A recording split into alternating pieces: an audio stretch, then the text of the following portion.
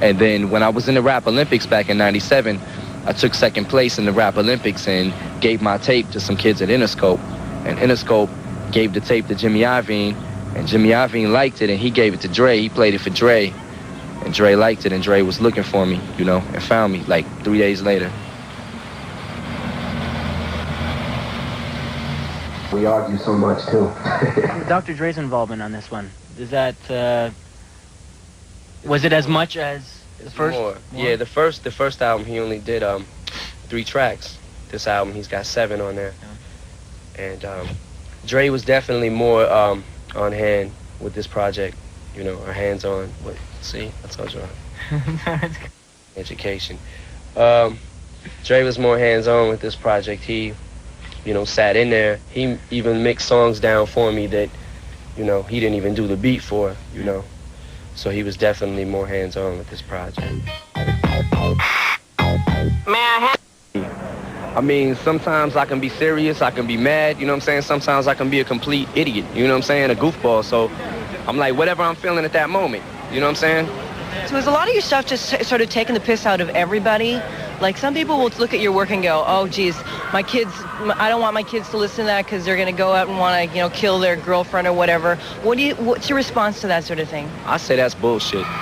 You know, anybody who's going to listen to music and have that influence them to do something that stupid, you know what I'm saying, to take it as far as like murdering somebody or something because they heard a song on the radio, then them kids were crazy to begin with. Those kids were idiots. I get a clean shave, babe, go to a rave, and dig myself up out of my grave.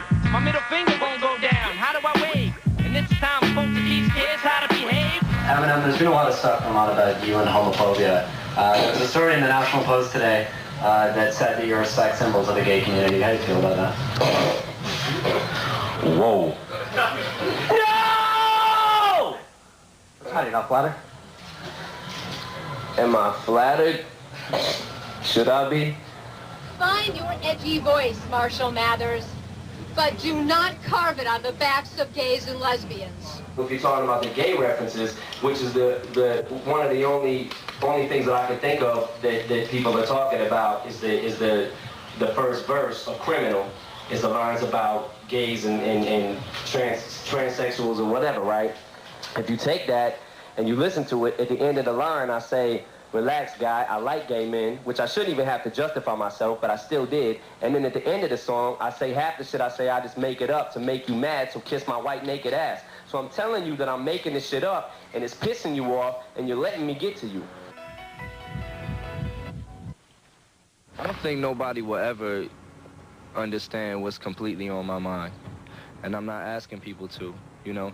My album is kind of like inviting you into my world. If you want to come into it, you do. If you don't, you don't. And I feel like one of the reasons that it's selling so many records is probably because there's so many kids that can relate to what I've been through, you know. There's kids that can listen to the music and say, I've been there, you know. I've been through that. So I think they can relate to it, you know. There's a lot of poor people in the world. There's a lot of lower class people that have been through a lot of stuff.